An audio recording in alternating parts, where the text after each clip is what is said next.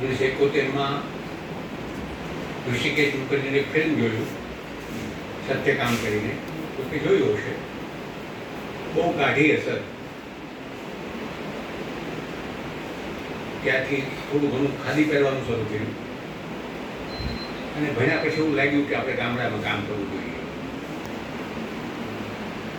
એ સપનું 50 વર્ષ પછી મારી સામે આવ્યું. 3 વર્ષ પહેલા દેવેન્દ્રસિંહભાઈ જાડેજાના દીકરી ભાવનાબેને કહેવડાવ્યું કે તમે કંઈક રસ લ્યો આમાં, સંસ્થામાં અમે પહોંચી શકતા નથી. ઘણા બધા કારણો જેની માટે આપણે ભેગા થયા છે. અત્યારે પહેલી વખતે ગયો હું ત્યાં આગળ, થોડુંક ગમ્યું. બીજી વખતે નલિન પંડિતને લેતો ગયો મારી સાથે. મને કે બિપિનભાઈ, શિક્ષકો સાથે જો મેળ પડે તો આપણે સફળ થઈએ, બાકી ન થઈએ. બહુ સાચી વાત કરી હતી એને. દિવાળી પહેલાના દિવસો હતા. મારી પત્નીને વાત કરી, 50 વર્ષ પહેલાનું સપનું મારું જે હતું, લગ્ન કર્યા ત્યારે મેં તને પણ કીધું હતું કે આપણે ગામડામાં જવું છે. આપણે બંનેની નોકરી સરકારી, જઈ શક્યા નથી આપણે, અને આવું એક કામ હાથમાં લેવાની તક મળી છે. ને આ છેલ્લો દિવસ છે ને મારો પહેલો દિવસ છે. શાળાનો છેલ્લો દિવસ છે, મારો પહેલો દિવસ છે. સાંજના ચોવિયાર કરીએ મેં. મને કે હાલો આપણે બજારમાં જઈએ. મારે કામ હાથપ જવાનું. મને કે આપણે કેટલા શિક્ષકો છે ત્યાં આગળ? પતિ છે, રસોઈયાબેન છે, ક્લાર્ક છે. ત્યારે આચાર્ય તો હતા નહીં, ઇન્ચાર્જ હતા.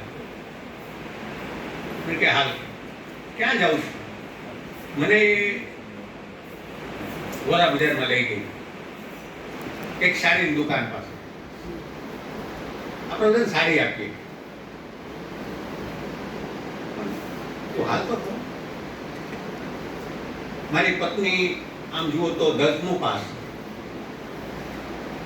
લગ્ન થયા પછી 12મું એક્સટર્નલ કરાવ્યું, એફઆઈ શરૂ કરાવ્યું, ક્લાર્કની નોકરી મળી. બધું જ એક્સટર્નલ થતું ગયું. એટલે એક પાયો બનતો હતો અમારો કે ભાઈ ભણવા માટે કોલેજ શાળા જરૂર નથી. મને માફ કરજો, મને મારું હાલે તો હું શાળા કોલેજને તાળા મરાવી દઉં, મારા ઘરમાં નથી આવતું. પુસ્તકાલયો ખોલું, થિયેટરો ખોલું, પ્રવાસો કરું અને શિક્ષણ પૂરું કરું.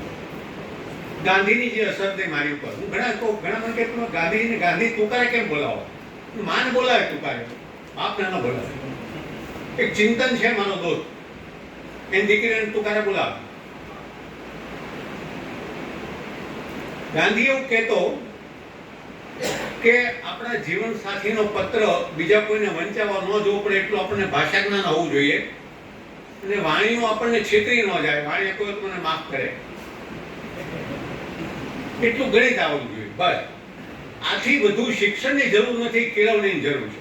આ તો એક પાયો. જીવનનું પરોઢ 650 પાનાનું પ્રભુદાસનું જે હતું એ વાંચ્યું હતું એ સમય દરમિયાન, અને એમાંથી ગાંધીએ કેળવણી લક્ષી કેટલાક વિચારો જે મૂક્યા 10 વર્ષ દરમિયાન, એને જુદા તારવ્યા મેં. અચાનક હું આવવાનું થયું એટલે હું પુસ્તક ન લાવી શક્યો, નકર હું લેતો આવતે. એને મેં નામ આપ્યું જીવનની પાઠશાળા. 8 વર્ષના છોકરાને ગાંધી ફિનિક્સ આશ્રમથી રેલવે સ્ટેશન મોકલે પત્રો લેવા. વરસાદ ધોધમાર આવે તો કેમ પાછા આવવું, પત્રોને કેમ સાચવવા, ઉંચકીને કેમ લાવવા, એને પાયાનું શિક્ષણ કહેતો ગાંધી. અત્યારે આપણે જોઈએ તો પીડા થાય. મારી બાજુમાં દક્ષિણ ગુરુકુળ, સવારે હું નાવા જાઉં, મારા ઘરવાળા નાવા નથી દેતા ઘરમાં, એટલે નાઈને પાછો આવું સ્વિમિંગ પુલમાંથી, તો અનેક છોકરાઓ બૂટ ટાય મેકોલના જમાનાની પહેરીને ઠપ ઠપ ઠપ ચાલતા હોય. ત્યારે મને યાદ આવે કે ગાંધી કેમ ચાલે એના. પણ ચાલવો જોઈએ. લોકશાળા છે એટલે ચાલવો જોઈએ. પાછા આવે કારણ કે મને એવું થાય ઘણી વખત કે મારી વાતો સુધા તો મને ચાપ બંધ કરવા જ નથી. ઘરમાં બોલવાની તક ન મળે એટલે બહાર બોલવું પડે. તો સાડીઓ લીધી. ગયો બીજે દિવસ સવારે આથમમાં અને વાતો કરી. 6-7 દીકરીઓને તૈયાર કરી. દરેક શિક્ષકને આપણે ભેટ આપવાની છે. સાડીઓ એટલે જેતી હતી કે શિક્ષક ઘેર જતાની પત્ની એને વાળથી ઓવર ના લે એના કે હાશ મારો વાલો આજ કંઈક લઈ આવો મારી માટે ની શાળામાંથી. આ પહેલો શિક્ષકને જીતવાનો પ્રયોગ મારી વહુએ શીખ્યો મને, જે 10મું પાસ છે. રિટાયર થઈ ત્યારે સુપ્રિન્ટેન્ડન્ટ તરીકે કસ્ટમ્સ એક્સાઇઝમાં. અને પછી જે ચાલ્યો હું, મને લાગે કે જે પ્રશ્નો છે ને એ આપણા પોતાના ઊભા કરેલા પ્રશ્નો છે. હું જે કે સાંભળું છું અત્યારે પ્રશ્નો છે જ નહીં. હું ધીરે ધીરે અઠવાડિયે એકાદ વાર જાઉં. મારો દીકરો કે પપ્પા હાથપ જવું હોય તો ગાડી અને ડ્રાઈવરની વ્યવસ્થા કરું. હું કંજૂસ માં કે ગાડી હોય બેટા તું રાહ તો જો હું વ્યવસ્થા કરીશ. કે બે ત્રણ મિત્રો બધા સ્કૂટર લઈને જાય ને કોઈની ગાડી લઈને આવે.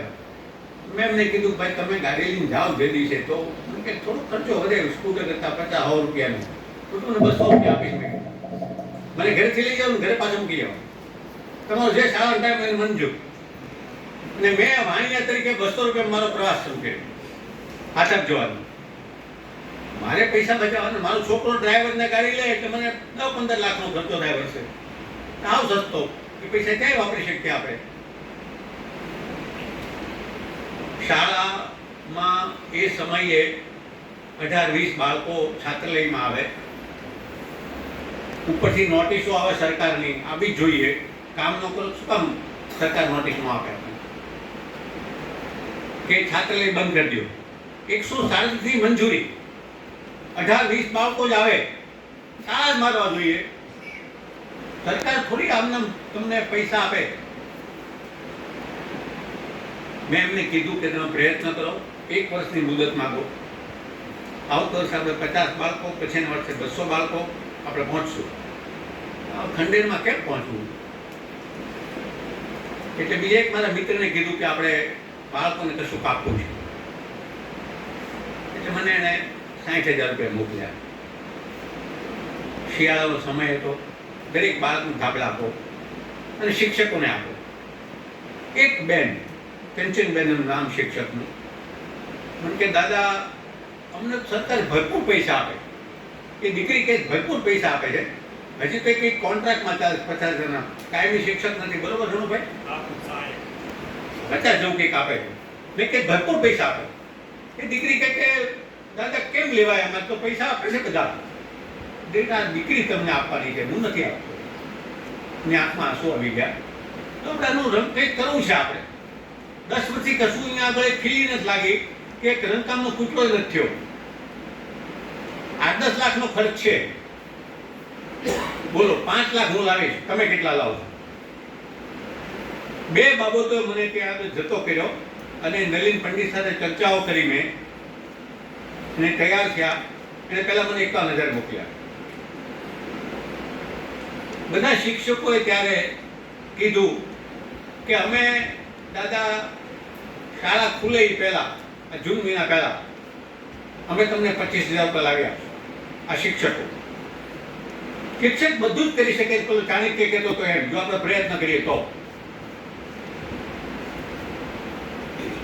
પૈસા શિક્ષકો પાસેથી કટકે ફંડ આવ્યો. હજી અમારે કેટલાક મિત્રો છે એ કે નથી પહોંચાતું. હું પૈસા આપી દઉં ત્યારે લોન પેટ આપી દઉં. તમારે મને પાછા આપી દેવાના 3 મહિને, 6 મહિને, 4 મહિને જ્યારે થાય ત્યારે સત્ર પૂરું થાય ત્યાં સુધી કે વર્ષ પૂરું ત્યાં સુધીમાં. અને જે પૈસા હું આપીશ પાછા ગયેલું તમે આપવા. શિક્ષકો થયા. શિક્ષકોમાં આ શ્રદ્ધા છે. માત્ર એને કોઈકે દિવાસળી મૂકીને અગ્નિ પ્રગટાવવાની જરૂરિયાત છે.